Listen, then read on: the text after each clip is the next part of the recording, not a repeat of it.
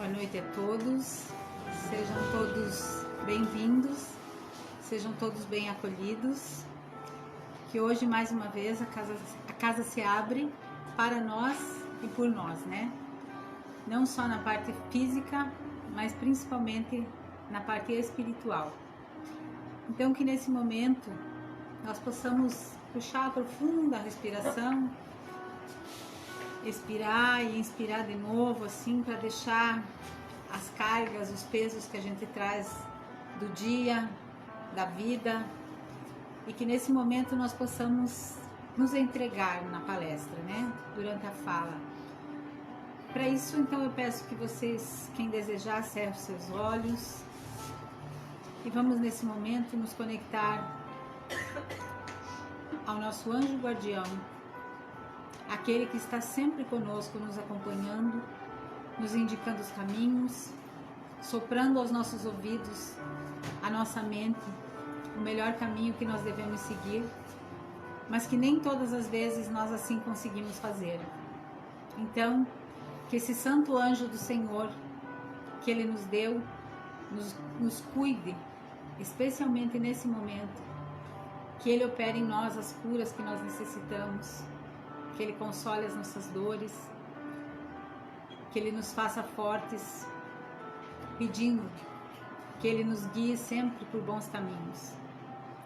Que nós nos unamos também à Mãe Maria, nossa mãezinha do céu, aquela que desde a infância nós aprendemos a chamar de mãezinha. Que nesse momento, como pequeninos que somos, roguemos a Mãe Maria que nos abrace, nos cubra e nos proteja com seu manto de amor. Roguemos também, nos conectemos a Jesus, nosso irmão, nosso modelo e guia, aquele que nos conhece pelo nome, para que esteja sempre conosco e principalmente para que nós, na caminhada da existência, possamos segui-lo, conhecê-lo e aplicar tudo aquilo que Ele nos ensinou. E vamos nos conectar também com Deus, nosso Pai, nosso Criador, aquele do qual nós somos frutos do seu sopro, aquele que criou o nosso espírito eterno. Que nesse momento esse mesmo Deus sopre sobre cada um de nós as bênçãos que cada um necessita. E enquanto as portas dos céus estão abertas, roguemos por saúde, por amor, por amparo, por direcionamento. Que nesse momento cada um, no silêncio da sua intimidade, no silêncio do seu coração, peça a Deus Pai, aquele que conhece a cada um de nós, que nos conhece pelo nome, peça aquilo que você necessita.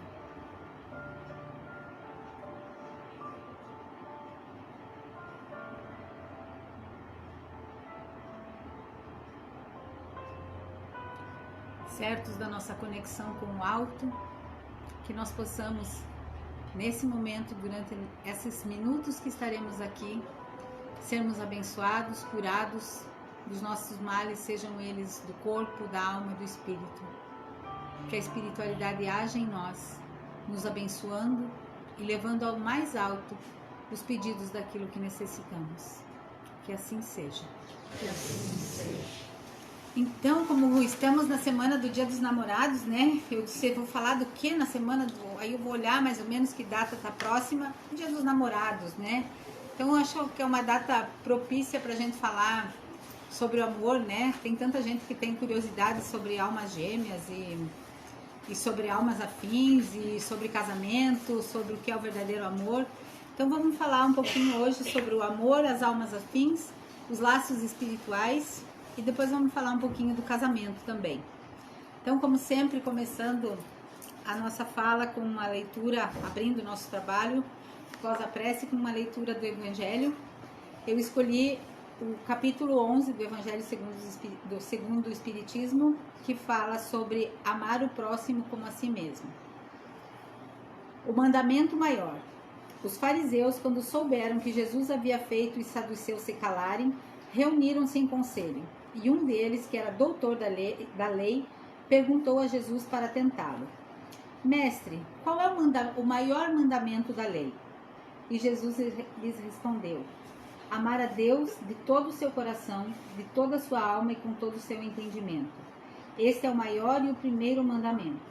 E o segundo é semelhante a este: é amar o próximo como a si mesmo.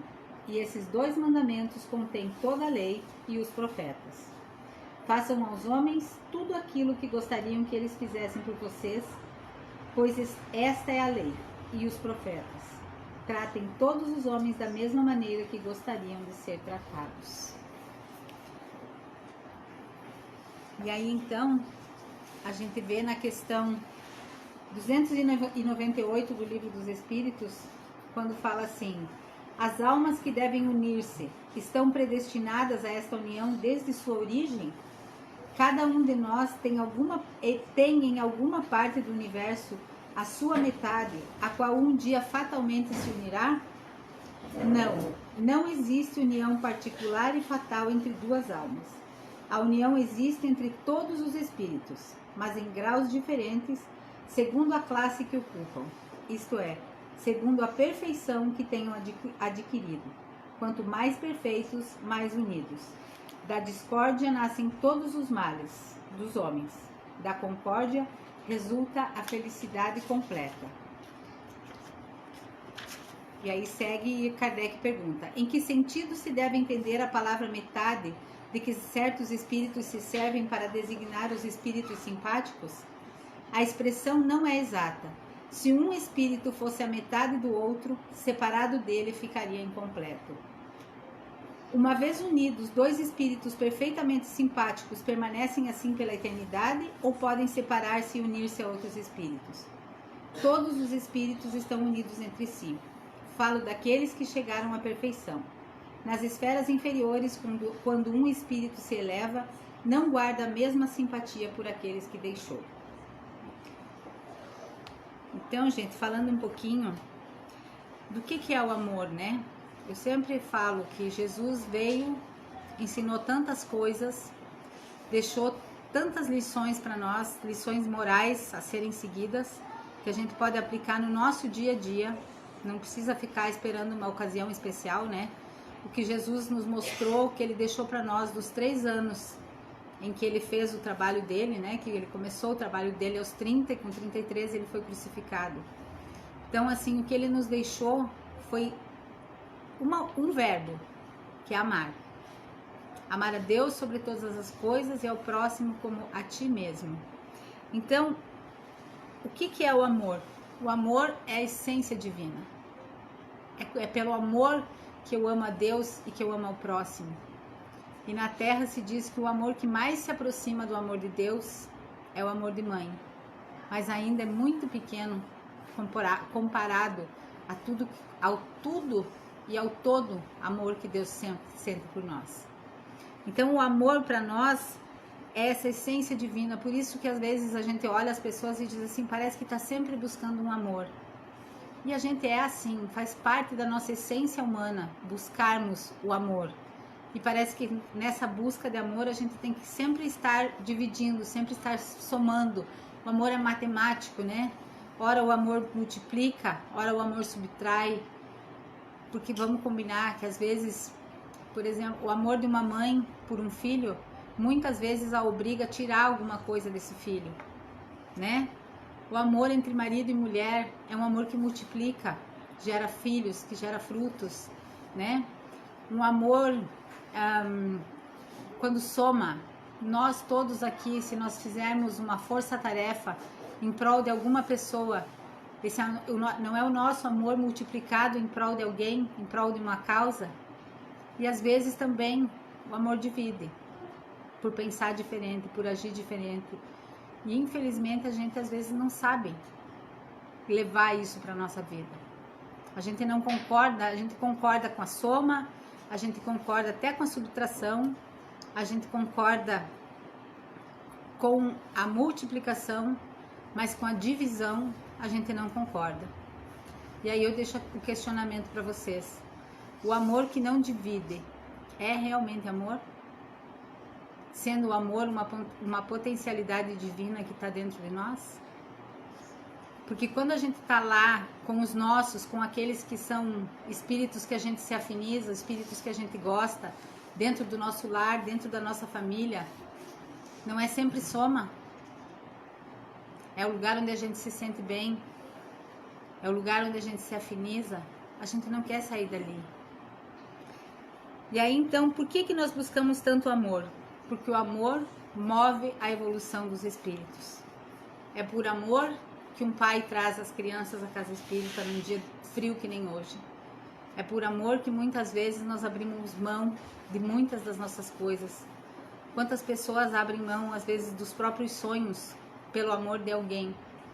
Mas aquilo que eu sempre falo também, primeiro a gente tem que se olhar e se amar para depois a gente conseguir amar os outros. Deus é amor e amar é cumprir a lei divina. E onde está a lei divina? Gravada na nossa consciência. Nós sabemos sempre tudo que é bom e tudo que é mal. Mesmo que nós não tenhamos nenhum conhecimento, digamos assim, didático, erudito, o mais simples dos aborígenes que vivem numa ilha, numa tribo, lá na Amazônia, desconhecida ainda, ele tem dentro dele a semente do amor, o germe do amor. Às vezes as pessoas moram lá no meio do nada e compõem família e vivem e dividem esse amor, somam esse amor. E é para isso que nós estamos aqui. Nós fomos criados para quê? Para ser felizes. Deus não nos criou para dor, não nos criou para sofrimento. Ele nos criou para a felicidade. E é o amor que nos traz essa felicidade. Quando vocês fazem qualquer ato por amor a alguém, seja o que for, seja doar um pedaço de pão, doar R$2 num farol, não se sente bem? Isso faz parte do amar o próximo. Isso faz parte da nossa missão como espíritos, que é de cada dia sermos melhores, de nós chegarmos na Terra e sairmos dela melhores do que aqui chegamos. Esse é o amor que Deus nos chama, o amor universal, como eu li ali no início. O amor deve estar entre todos os espíritos. Nós, de certa forma, aqui dentro, nós estamos todos nos amando, porque nós não temos coragem de fazer mal a nenhum dos nossos irmãos que está aqui. É ou não é? É uma forma de amar. Querer o bem do próximo é uma forma de dar amor. E o que é o amor verdadeiro? O amor é o dom de se doar, de compreender, de servir sem exigir, de edificar sem destruir. E isso quem diz é o Emmanuel. Então, assim, se eu estou caminhando a minha vida, se eu estou levando a minha vida ao lado de alguém, seja de um namorado, seja de um marido, de um companheiro, de alguém que a gente encontra ao longo da vida, em que a gente se dispõe a dividir com ele a nossa existência, qual é a nossa meta? Sempre construir alguma coisa, né? Construir um relacionamento, depois as ambições vão ficando maiores, né? Quando a gente conhece alguém, que a gente se afiniza com alguém, aí a gente vai colocando as metas, a gente vai colocando o crescimento. Primeiro a gente quer conhecer, primeiro a gente quer amar. Aí depois a gente quer edificar, a gente quer construir um casamento, um lar, uma família, quer construir uma vida, há muitas vezes quer construir uma vida tão cheia de regalias que esquece do amor, esquece o que levou a estar junto. Então que cada um faça um balancinho na cabeça assim, como eu estou amando aquele que está do meu lado, aquela que está do meu lado, aquele que em algum momento eu escolhi para estar comigo na caminhada da existência. Nós estamos caminhando, olhando para o mesmo lado, ou nós estamos cada um seguindo em rotas diferentes? E como é que a gente constrói o amor? Caminhando juntos. Ninguém ama o desconhecido. Para a gente amar, a gente precisa conhecer. E lembrando sempre que o amor é livre, né? Eu não sou obrigada a amar ninguém. É a lei, é o mandamento que Jesus nos deixou, amar a todos. Mas amar a todos no sentido de irmandade. Agora, se um relacionamento já não vai mais bem, eu não tenho obrigação de ficar dentro dele. Eu sou livre para todas as minhas escolhas. Dessa forma, eu preciso deixar que vá, né? Eu preciso soltar esse amor que já não está me fazendo bem. Mas o amor em nós, como essência humana, ele é para o nosso progresso moral e principalmente espiritual. Amor verdadeiro é mais que paixão, é afinidade de propósitos, respeito, perdão. Constrói-se com o tempo, com escolhas e renúncias, e tem como características a liberdade, o acolhimento, a educação mútua, a constância e também a espiritualidade. Porque a gente pode amar muito, mas se a gente não souber respeitar, principalmente respeitar o quê? As diferenças. Eu casei há 35 anos atrás. Eu lembro exatamente das palavras que o padre falou. Na época eu era católica, né? E eu lembro exatamente das palavras que o padre falou. Que o meu marido estava chegando com uma mala. Até agora, ele tinha me mostrado só as melhores roupas. Mas que agora que a gente ia morar junto, ele ia levar a mala dele e eu iria levar a minha mala. E aí agora, na nossa casa, quando nós fôssemos abrir a nossa bagagem, ali nós íamos ver que toda aquela roupa bonita que tinha sido apresentada até então, era só uma parte do que nós tínhamos.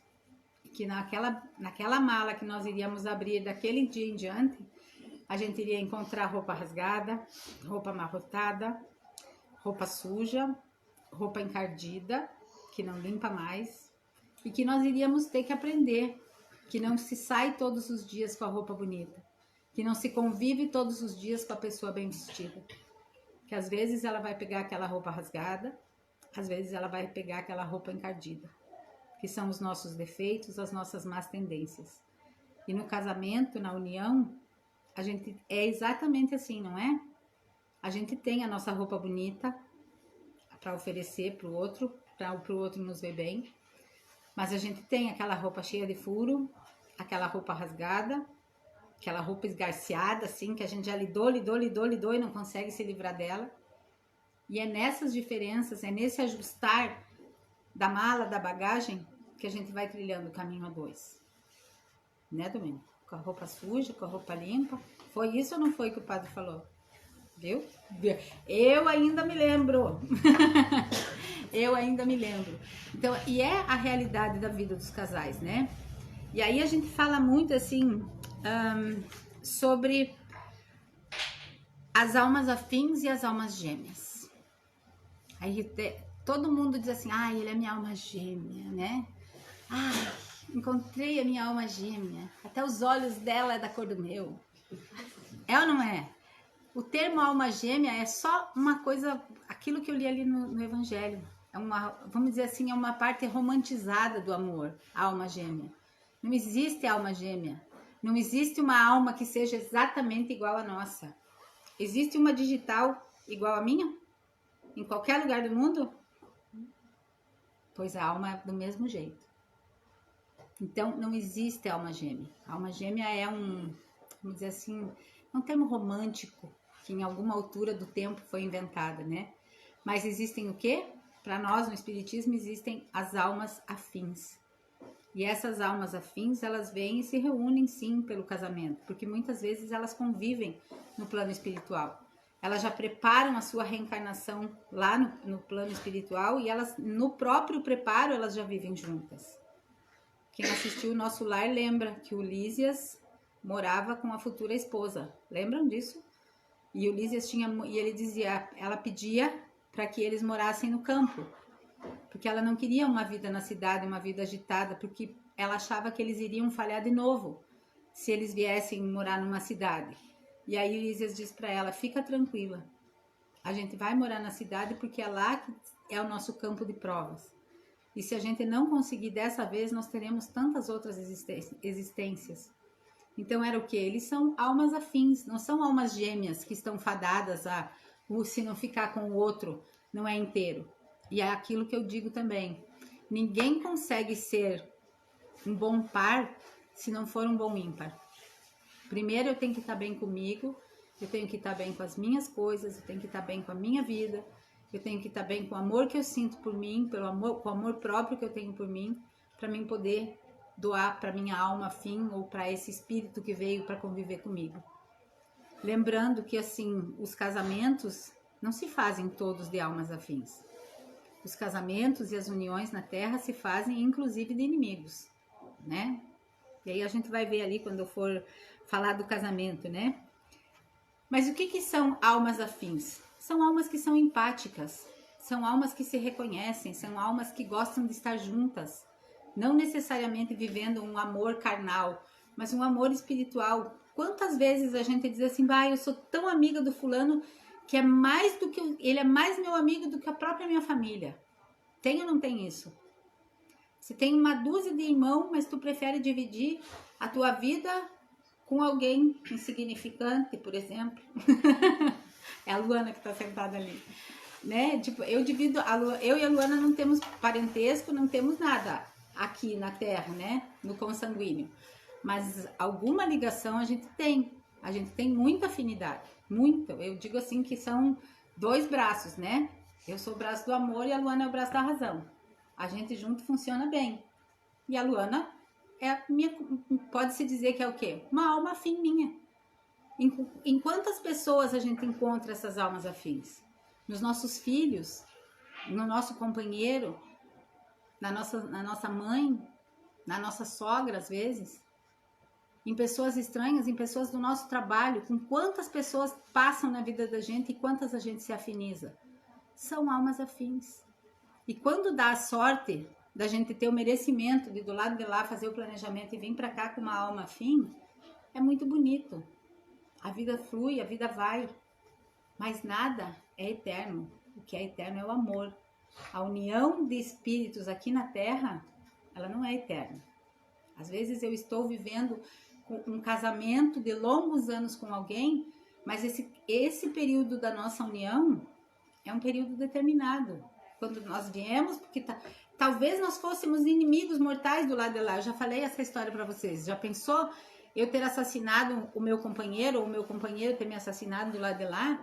Nós éramos inimigos mortais e um matou o outro. Mas aí a gente resolve assim, não, vamos resolver essa pendenga. Vamos para a Terra e um vai ser o marido e o outro vai ser a esposa. E nós vamos viver junto dentro de um lar e vamos construir um amor. Vamos tirar esse ódio de dentro de nós. Aí eles vêm para a Terra, constroem, se conhecem, né? Vão lá com a roupa bonita de sair, deixam uma mala escondida em casa, se conhecem e vão viver juntos. E vão construir, às vezes não conseguem construir um amor verdadeiro. Às vezes eles só conseguem se suportar ao longo do tempo. Mas é aquele período assim, se suportar já não é ser inimigo mortal, já não é ter matado o outro. Por isso a bênção do esquecimento que Deus nos dá. Né? Se fosse para lembrar, já pensou? Eu matei o meu companheiro na outra vida e agora a forma que a espiritualidade arrumou foi de nós morar juntos 50 anos, vivesse debaixo do mesmo teto. Se a gente tivesse a lembrança, eu já falei isso também, já pensou acordar virado de manhã cedo, aqueles dias que a gente acorda mal-humorado, e olhar e dizer assim, me lembrei agora quando você me matou lá na outra vida. Como é que a gente ia viver? Não ia viver. Primeiro que não ia dormir do lado. Matou numa vida, pode matar dessa de novo, né? Primeiro que a gente já ia ter medo se soubesse. Outra coisa, se a gente tivesse as nossas lembranças, né? Não quero conviver com fulano. E aí a gente vai naquela... Lembrando agora que a gente vai naquela história assim, ó. Do mesmo jeito que existem almas afins, espíritos simpáticos, por alguma razão existem aqueles que nós não nos afinizamos de forma alguma. Existe ou é só eu que tenho isso? Vocês têm também isso assim, de, aquela pessoa nunca me fez nada. Não sabe nem o nome às vezes, mas não gosta. Por algum motivo. Porque alguma coisa naquele espírito é antipático a nós. Alguma coisa lá na reminiscência, no fundo do nosso eu, ou no fundo do eu daquela pessoa, tem alguma coisa que a gente não gosta. Alguma coisa que a gente afiniza. Porque tudo é energia. Nós somos energia e aquele ser que a gente não gosta também é. E aí a gente diz o quê? As energias não batem. E é verdade, as energias não batem. Por isso que eu digo assim, ó, fica fácil de entender aonde a gente vai morar quando a gente sair daqui. A gente vai morar lá onde tem energias que batem com a nossa. E aí eu pergunto para vocês, como é que tá a energia de vocês? A energia tá pro amor, tá pro ódio, tá pra raiva, pro rancor? Ou tô de boa? Então vamos ficar de boa, que é de boa que a gente segue e vai morar do lado de lá, né? Então assim, levem como lição de hoje, então, que almas gêmeas, Fábio Júnior passou a vida nos iludindo, né? Carne, unha, alma gêmea, bate coração, as metades da laranja. Não existe. Existem espíritos afins. Eu me afinizo mais com uns e menos com os outros, por alguma razão. E aí vem aquela máxima: diz-me com quem andas que te direi quem és, né?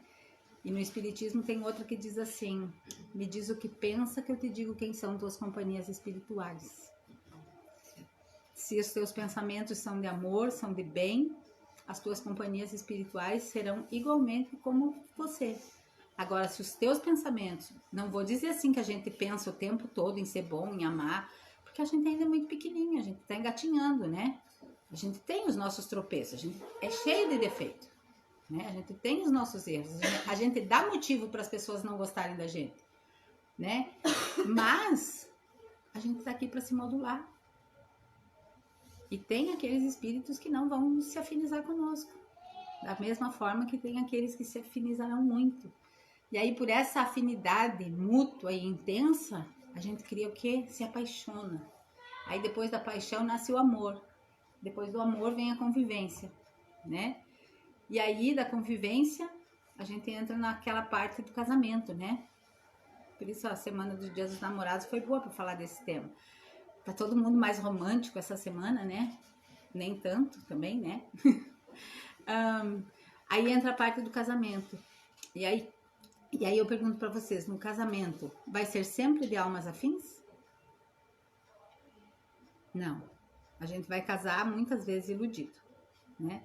Vai casar amando, e realmente vai casar amando. Mas lá pelas tantas a gente vai vendo que a pessoa me apresenta mais roupa suja e encardida do que a roupa bonita que me apresentava antes. Então, assim, é ali no casamento que o Espiritismo dá a união do casamento, né? O casamento foi um instituto que foi sendo criado ao longo da história humana, né? Aí depois ele passou para a Igreja Católica como uma forma de controle social mesmo, né? E desde lá da antiguidade ele foi uma forma de controle social e ainda hoje ele é. E aí, para o Espiritismo, existem 4 tipos de casamentos. Os casamentos provacionais, que são as relações difíceis com aprendizados e reajustes do passado. Quantas vezes a gente vê um casal que não tem... A gente olha e diz assim, meu Deus, mas como são diferentes, não é? Ou só eu que reparo essas coisas também. A gente olha e diz assim, o casal não tem nada a ver. Vivem que nem gato e cachorro.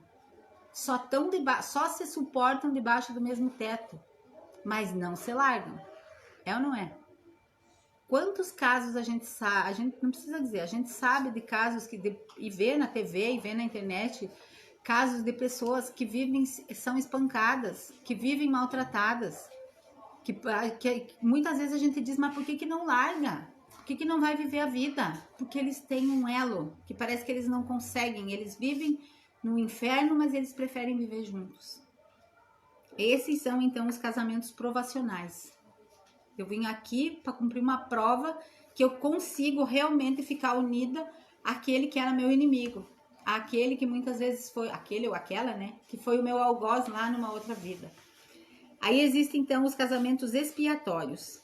Esses envolvem dores intensas e resgates kármicos profundos. Aí nessas dores intensas e resgates profundos, a gente entra, por exemplo, naqueles casamentos assim, vamos dizer, por exemplo, que casaram e a vida era linda, de repente sofreram um acidente e o marido ou a mulher fica tetraplégico. E aquele outro que ficou bem, passa a vida inteira se dedicando àquele que não pode sequer colocar uma colher de sopa na boca. Trocando fralda, dando comida na boca, cuidando como se cuida de uma eterna criança. Quase todo mundo conhece alguém assim. Se puxar lá pela infância, se a gente olhar no final da vida das pessoas, acontece o quê? Um vai cuidar do outro, apesar de todas as dores que viveram desde lá do começo do casamento. Então, assim, fiz mal para aquele meu companheiro, agora eu venho para espiar, para pagar o mal que eu fiz. A gente vem debaixo do mesmo teto passando por N dificuldades, mas superando e indo até o fim. Aí existem também os casamentos por afinidade. Esses são os harmoniosos, cooperativos e espiritualmente alinhados. Ou seja, é o casamento ideal, né? O por afinidade. É aquele que vai bem até o fim. Que hoje em dia a gente tá vendo muito pouco, né? Hoje em dia casa separa. Não existe, parece, a responsabilidade com o casamento. Mas é porque a gente tá sendo irresponsável com o quê? Não é com a instituição casamento. A gente tá sendo irresponsável com a nossa forma de amar. A gente tá desistindo na primeira tropeçada. Pode ser muito bom ainda, mas a gente já desistiu. Mas nos casamentos de almas afins, todos os obstáculos são quebrados. Passam por todas as dificuldades juntos, de mão dada, sorrindo, um levantando o outro, um incentivando o outro, um melhorando o outro. Aqueles dois braços, né? O equilíbrio no voo, o olhar sempre na mesma direção. Tá comum o casamento de almas afins na Terra? Não, né? Por tudo que a gente vê, tá vindo mais casamentos, uniões expiatórias e provacionais do que de almas afins. Aí existem também os casamentos, as uniões transitórias, que são ligações breves com função específica, como por exemplo a geração de filhos. Então por aí vocês já podem ver que para nós, dentro do Espiritismo, o casamento não é até que a morte nos separe. Tanto que no Espiritismo, lembrando que o Espiritismo no Brasil ele tem conotação de religião, mas na Europa é uma filosofia de vida. No Brasil no Brasil e no mundo ele é considerado hoje um tripé, né? Ciência, filosofia e religião. E aí então, essas uniões transitórias, o casamento não é até que a morte nos separe. O casamento para nós no Espiritismo é enquanto perdure o amor. Porque a partir do momento em que o amor termina dentro de uma relação, a partir do momento em que existem crianças vivendo, sofrendo, vendo pai e mãe brigar, a partir do momento em que eu já não tenho mais prazer em chegar em casa e estar em casa, não tenho mais prazer em dar o braço e sair passear, é porque o amor acabou. E aí o que é melhor fazer? É melhor ir cada um para o seu lado e tentar reconstruir a vida. Esses dias eu vi um Reels que dizia assim no Instagram, era um vídeo espírita, inclusive, e aí falava assim que um casal, eles se uniram e viveram juntos por um determinado período e eram espírita, os dois, e quando terminou o relacionamento eles ficaram amigos. E aí tinham filhos, inclusive, e ficaram amigos, até porque filho é para sempre e a união fica, né? O vínculo entre um casal fica quando tem filhos. E aí ela disse que a única coisa que eles se questionam é se eles conseguiram cumprir todo o propósito que eles vieram fazer com a separação. Então, para nós espíritas, o que é o casamento para o espiritismo? Segundo a doutrina espírita, o casamento é uma instituição necessária ao progresso moral. É no casamento que a gente freia os instintos, né? É no casamento que a gente se torna, quer construir, quer cuidar dos filhos, colabora na obra divina de trazer espíritos para a Terra. É dentro do casamento, em regra, que isso deveria acontecer, né? E no livro dos Espíritos, Allan Kardec pergunta aos espíritos superiores sobre a origem e o propósito do casamento. E eles respondem que ele constitui um progresso na marcha da humanidade e que ao unir dois seres proporciona-lhes a oportunidade de se aperfeiçoarem através da convivência e da responsabilidade compartilhada. Do ponto de vista espiritual, o Espiritismo reconhece que existem laços que transcendem a existência física. Ou seja, eu gosto tanto da companhia do meu companheiro aqui na Terra, da minha companheira, que quando eu passar para o lado de lá, eu vou ficar esperando ele, eu vou ficar esperando ela, porque ela é a minha alma mais afim, e que nessa encarnação nós viemos como marido e mulher. Mas as almas afins não precisam ser unicamente de marido e mulher. Elas podem, as almas afins, às vezes a alma que é mais afim a mim é o meu filho. é aquele que vai estar me esperando do lado de lá. Muitas vezes a alma com quem eu quero compartilhar a minha existência do outro lado da vida não vai ser o marido ou a esposa. Vai ser alguém que a gente talvez nem conheça. Quantas pessoas a gente vê por aí que a gente costuma dizer assim, parece macaco de galho em galho, cada ano tá vivendo com uma pessoa diferente. Tem ou não tem? Aí a gente diz assim, meu Deus, parece que tá sempre buscando amor, envelheceu e não encontrou o que tanto buscou a vida inteira. Porque a gente julga, né? A gente é assim ainda, a gente julga. E aí, por quê? Porque a alma que ela busca tá lá do outro lado, esperando por ela. Ela não encontrou ninguém que oferecesse para ela aqui o que aquela alma que tá lá do outro lado esperando por ela oferece. Então, muitas vezes a nossa alma afim nem tá aqui na Terra. E a gente tá buscando, né? Aquela cara metade lá, né? E aí, então, aquela questão, o casamento é eterno? Para quem ama, sim. Para quem realmente ama o seu companheiro, aquele com que se casou, com que viveu a vida inteira juntos, apesar das dificuldades, o casamento é eterno. Mas quando acaba o amor, não se preocupem, vocês não vão conviver do lado de lá juntos. Pela questão do que eu falei antes? Da afinidade. Eu não me afinizo mais com aquele espírito, não me afinizo mais com aquela pessoa. Então eu não se preocupem que a companheira ou o companheiro não vai perturbar do lado de lá, porque talvez nem estejam no mesmo lugar, na mesma colônia. Mas se for amor verdadeiro, vão se encontrar. Por que dizem assim que as mães sempre encontram os filhos quando chegam no plano espiritual? Porque é o amor verdadeiro. Com os filhos é a certeza que a gente vai se encontrar. Com muitos amigos também. Com os nossos companheiros, não sei. Porque infelizmente a gente sabe o quanto a gente ama, mas não sabe o quanto eles realmente nos amam. Então, assim, para o espiritismo, o casamento não é eterno. Alguns casais estão unidos por afinidades espirituais verdadeiras e profundas, formando o que se convencionou chamar de almas afins. No entanto, nem toda união conjugal tem origem espiritual. Muitas vezes o casamento se dão por provas. Aquilo que eu falei antes, né? Matei lá no passado, fui algoz do meu companheiro no passado e agora eu venho passar sufoco. E a gente não conhece ninguém assim, né? A gente nunca pensou assim, como é que aquela fulana ainda tá casada com o Beltrano? Como é que o fulano ainda não deixou daquela ciclana? Né? Todo mundo tem alguém que conhece, que a gente olha e diz assim, meu Deus, não tem nada a ver. E aí, então, aquela pergunta assim, que as pessoas não gostam de falar nas casas espíritas, né? O espiritismo condena a separação ou o divórcio?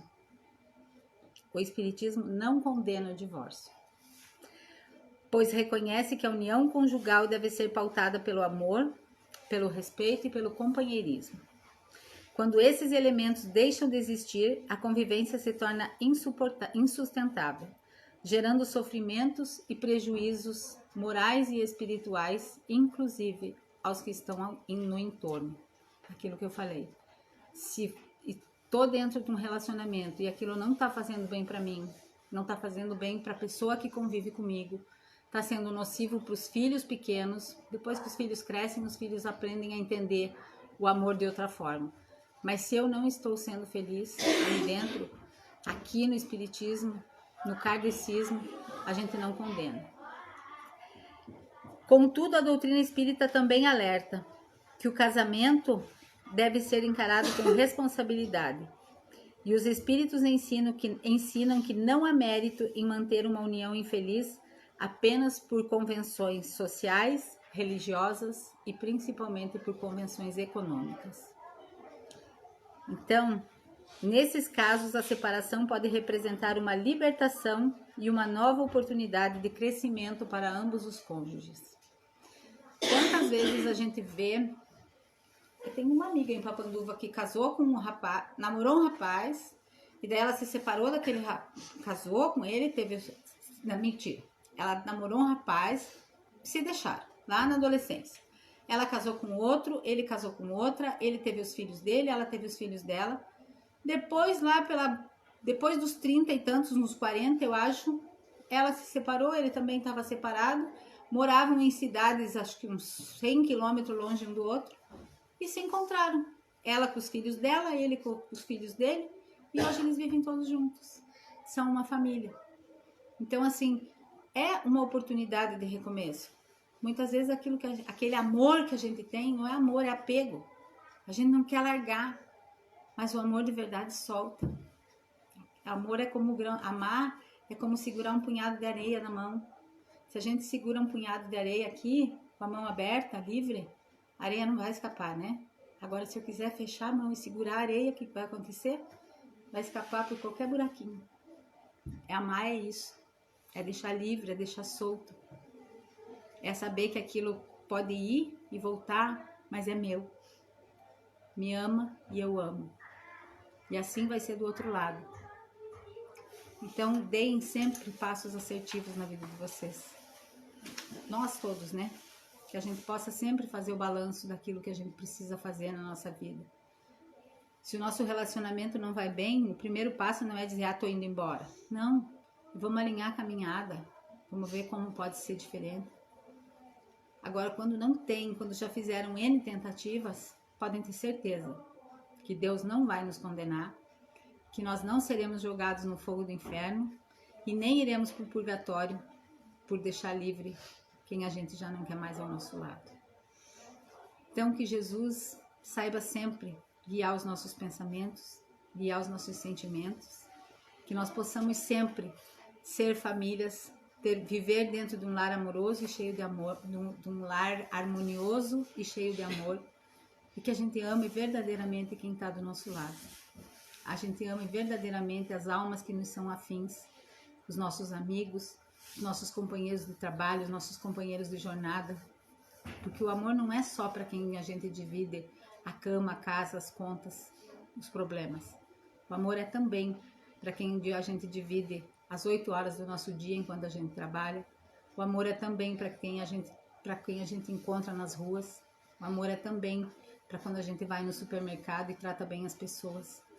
O amor é o único verbo que Jesus nos deixou para seguir. Amar. Então, assim, amar a Deus, amar ao próximo e amar a si mesmo.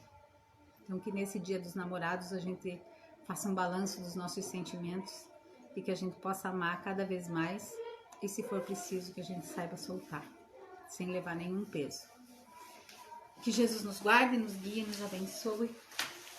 Que nesse momento nós possamos cerrar os nossos olhos e vamos fazer uma prece de coração, vermelhinho, aquele bonitinho, desenhado assim, né?